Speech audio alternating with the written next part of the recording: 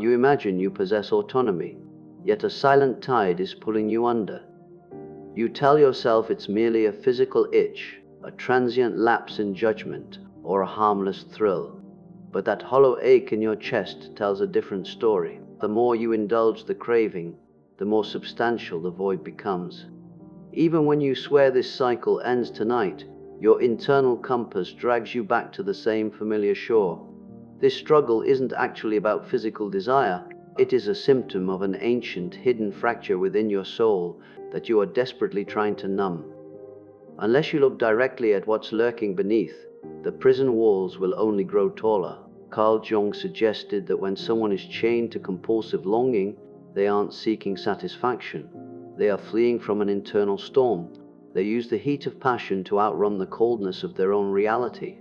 But what if the very shadows you fear are actually the maps to your liberation? Today, we will dismantle 9 psychological strata of obsession. By the end of this journey, you will realize the battle was never against your impulses. It was about reclaiming the person you lost along the way. Phase 1. The initial foundations. Layer 1. The mask of the hidden self. It begins in the stillness. Not the peaceful quiet of a resting mind, but the stinging roar of an empty room. That heavy silence that prompts you to reach for your device, to scroll, to seek, to hunt. You aren't looking for a person, you are looking for an exit. Jung identified this as the shadow, the warehouse of everything you have rejected. These are the parts of your spirit you deemed too messy, too weak, or too loud for the world to accept. Lust is simply the costume your shadow wears to get your attention. It presents itself as an urgent hunger, but it is actually a muffled cry for help. If it showed up as its true self, grief, rejection, or deep-seated fear, you would be forced to acknowledge the pain.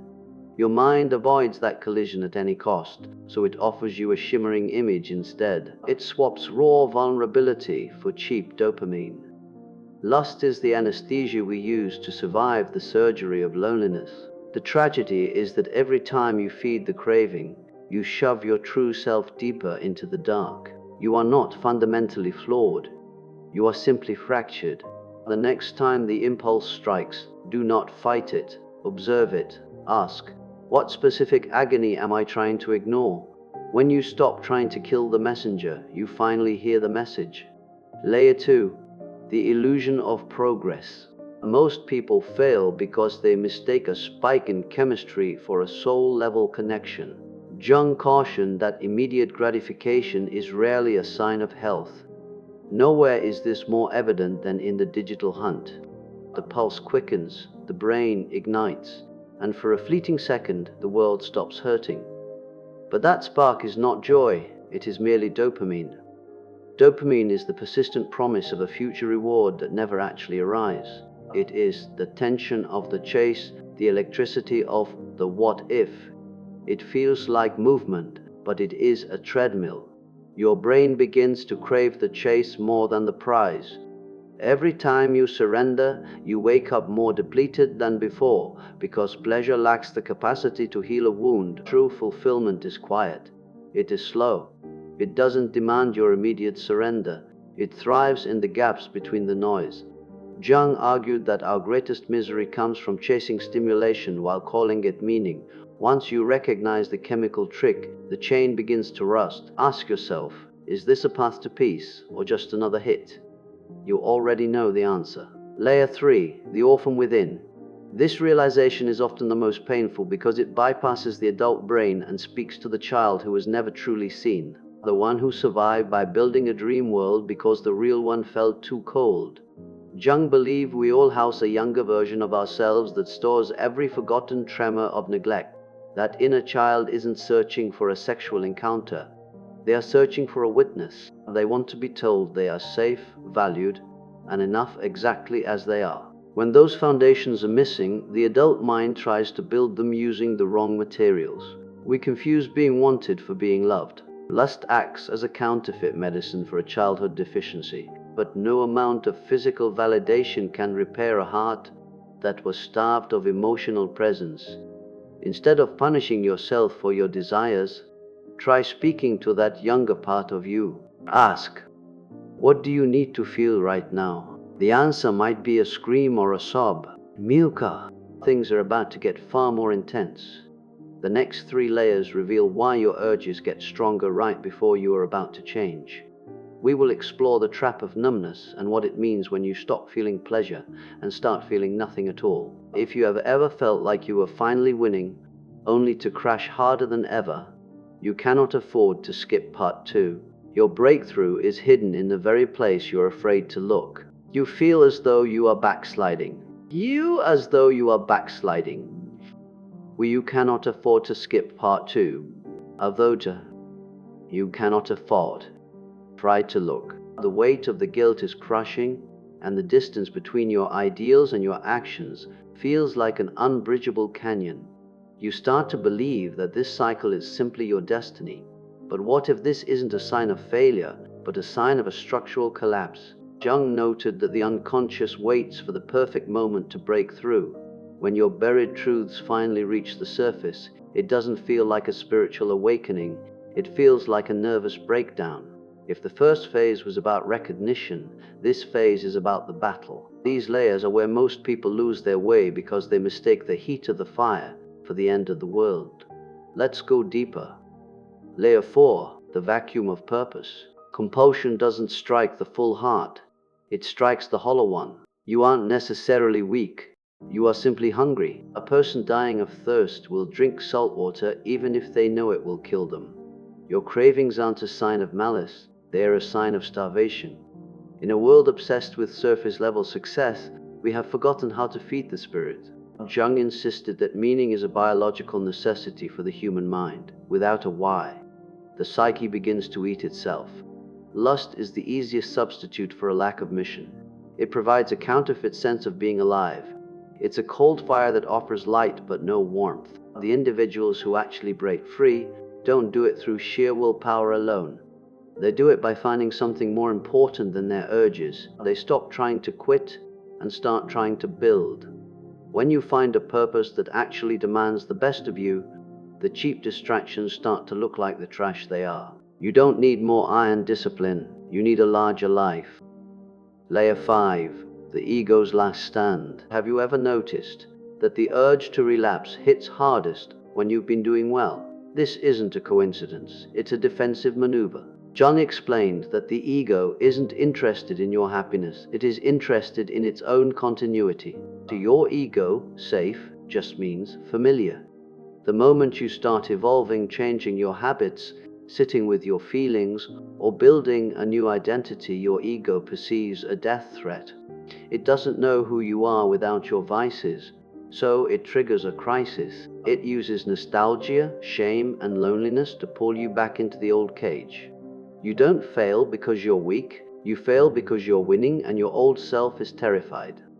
This specific craving is a signal that you are standing on the threshold of a new life. If you can withstand that peak intensity for just 5 more minutes, the ego's grip will fail. That is where you meet the person you were meant to be. Layer 6, the grave of numbness. Eventually, the thrill vanishes. The habit becomes a chore, a mechanical gray routine that provides zero joy. You keep doing it not to feel something, but to avoid feeling anything. This is the most perilous stage, the stage of anesthesia. You are no longer chasing a high, you are running from a low. Jung warned that repressed instincts don't die, they become toxic. When you use lust to numb yourself, that numbness eventually leaks into your work, your family, and your dreams. You become a ghost in your own life. But the fact that you are still seeking a way out means your soul is still fighting. To wake up, you must stop the escape. You need small, quiet moments of radical presence. Walk without a phone. Sit in the discomfort. Look at the pain without flinching. Underneath that numbness isn't a void, it's the real you, waiting to be acknowledged. Part 3, the final shift. We have reached the final gate. These last layers are where the transformation becomes permanent. We will look at why the end of addiction feels less like a parade and more like a quiet room. You will discover why the ultimate goal isn't to kill your desire, but to integrate it. If you want to know what it feels like to finally walk away without looking back, pay close attention. Layer 7. The silence of the aftermath. There is a strange phase that no one warns you about. You expect a massive sense of victory, but instead, you feel a weird emptiness. The cravings have gone quiet, the drama has faded, and you're left with a stillness that feels uncomfortable. Most people panic here. They think they've lost their edge, or that they're becoming depressed. Jung spoke of the ego's confusion when its primary coping mechanism is removed. This isn't a setback, it's a recalibration. You are learning how to live without the constant noise of a crisis. If you can survive this quiet period, you will start to hear the whispers of your actual desires, not the loud, frantic demands of the flesh, but the deep, steady pull of your true path. The end of obsession isn't the end of passion, it's the birth of depth. Layer 8. The authority of choice. A common myth is that you will eventually reach a point where you are never tempted again. Jung would tell you that's a dangerous delusion. True mastery isn't about being immune to the shadow. It's about seeing the bait and choosing the hook anyway. Real power is the ability to acknowledge a craving and say, I see you, but you no longer govern this house. It's the dignity of saying no, not because you're scared of the consequences, but because you value your peace more than the temporary spike. Strength isn't the absence of temptation, but the presence of self-governance. When you reach this stage, the world loses its power over you. You don't need to prove your purity to anyone. You just need to inhabit your own skin with integrity. Layer 9. The integrated shadow. Here is the final truth. The darkness never goes away. The parts of you that were capable of addiction aren't deleted, they are redeemed. Jung believed the goal was wholeness, not perfection. Healing means bringing every messy, broken, and hungry part of yourself home to the table. The shadow doesn't disappear, it just stops driving the car. You recognize the hunger, you understand the old wounds, and you smile because you are no longer their servant. You are now the master of your responses. You are no longer reacting to a ghost, you are acting with intent. You have turned your greatest weakness into your greatest source of insight. So where do you go from here? It is easy to close this video and return to the comfortable fog of your old habits. But if these words stirred something in you, do not let that fire go out. Ask yourself, what am I truly running from? Who would I be if I stopped being my own greatest obstacle? Jung said that until you make the unconscious conscious, it will rule your life and you will call it fate. You are no longer a victim of fate. You have seen the blueprint. You stayed until the end, which proves you are ready to do the work most people avoid. If this helped you, please like the video and support Winds of Thought. Tell me in the comments which layer resonated most with your journey. This path isn't easy, but you're no longer walking it in the dark.